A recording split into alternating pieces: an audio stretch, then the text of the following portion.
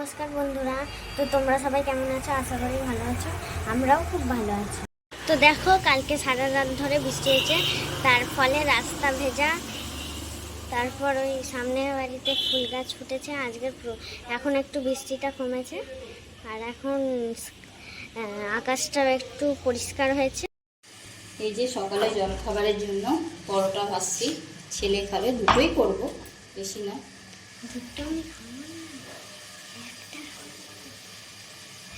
এই যে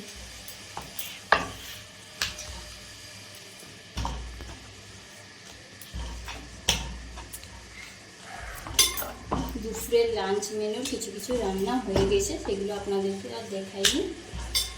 পনির রান্নাটা দেখাবো, আগে পরোটাটা করে নিই।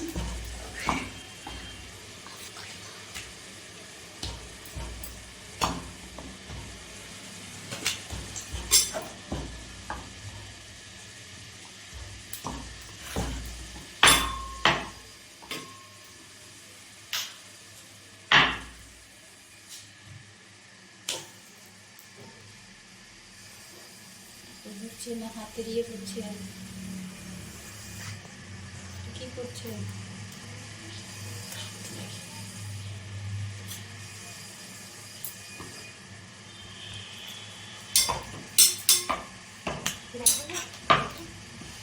দিয়ে পরোটাটা বেলে নিচ্ছি, তারপরে ভেজে নেবো, দিয়ে ছেলেকে জল খাবারটা খেতে দিয়ে দেবো।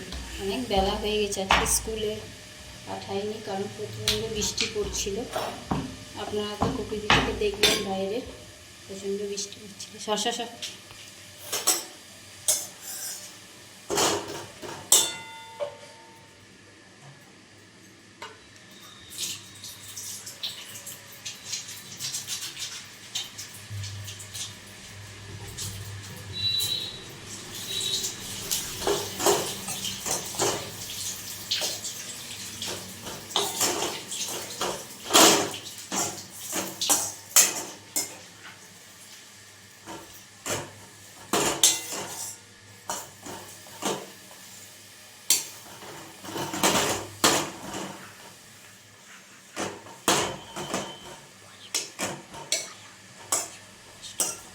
হয়ে গেছে, এবার তুলে নিচ্ছি, দিয়ে আর একটা ভাজছি।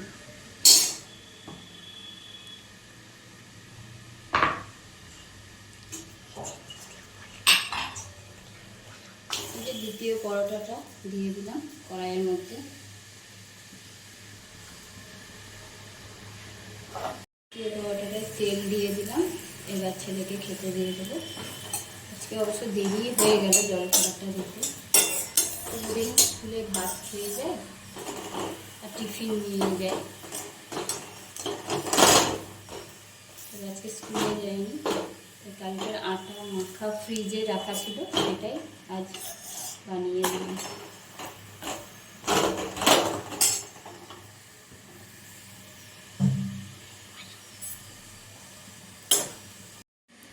এই যে পরোটা আর আলুর তরকারি আর একটা ল্যাংচা ছিল ফ্রিজে, সেটা দিয়ে ছেলেকে আবার খেতে দেবো।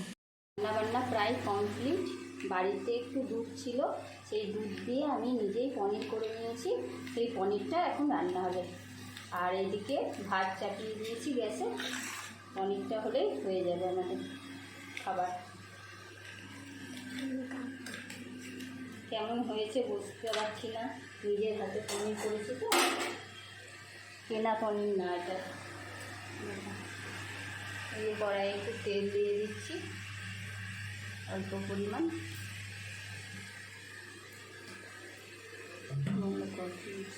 যে 2-4টে গোটা জিরে দিয়ে দিচ্ছি। তারপর যে আদাটা ঘষে দেবো।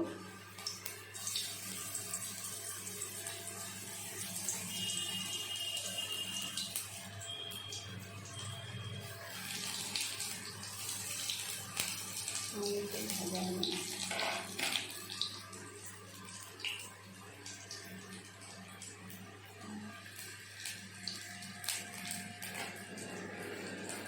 তারপর অল্প পরিমাণ হলুদ দিয়ে দেবো। পনিরটা আমি ভাজিনি, পনিরটা বাড়ির তৈরি তো, এখানে কাঁচাই করছি।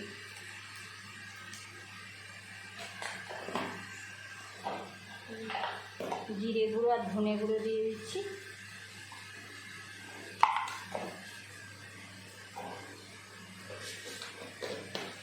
অল্প পরিমাণে স্বাদের জন্য একটু চিনি দিচ্ছি।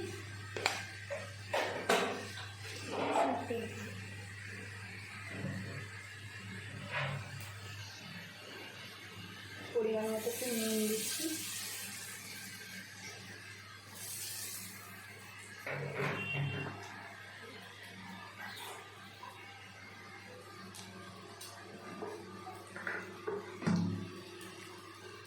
জল দিয়ে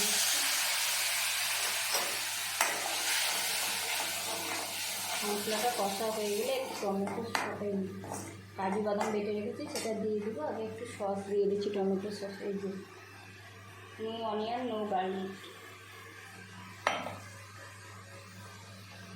যেহেতু নিরামিষ রান্না তাই নো অনিয়ন নো গার্লিক।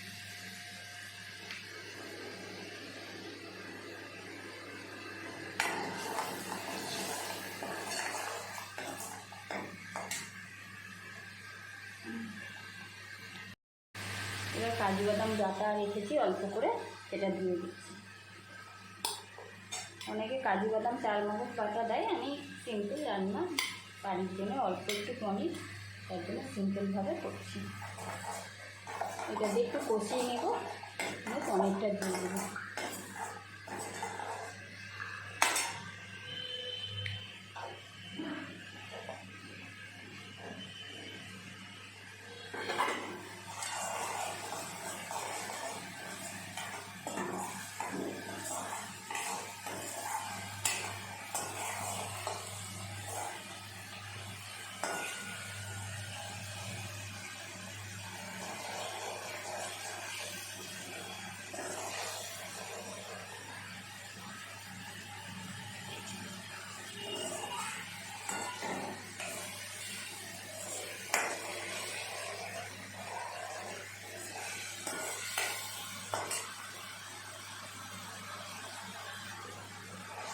এই দেখুন চারিদিকে তেল ছেড়ে দিয়েছে, এবার এর মধ্যে পনিরটা দিয়ে দেবো।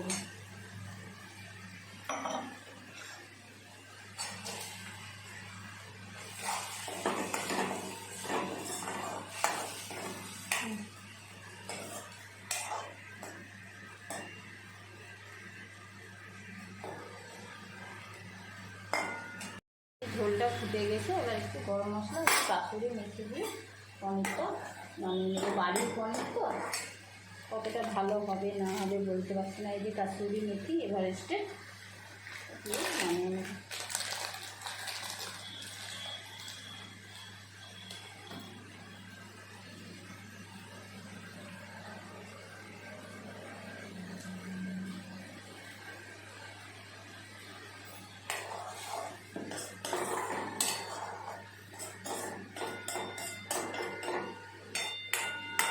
আজকের মতো আমাদের লাঞ্চ মেনু কমপ্লিট হয়ে গেল।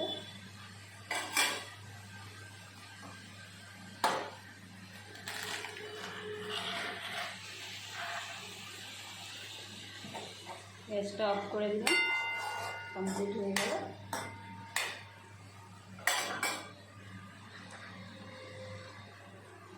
এই যে দেখুন, এই যে পনির খুব একটা ভালো হয়নি, বাড়ির করা তো একটু ছেড়ে ছেড়ে গেছে, তারপর আমি ভাজিনি পনিরটা। এই যে আলু পটলের তরকারি, সবই নিরামিষ। মুগের ডাল, ওল সিদ্ধ, আর এই ঢেঁড়স ভাজা।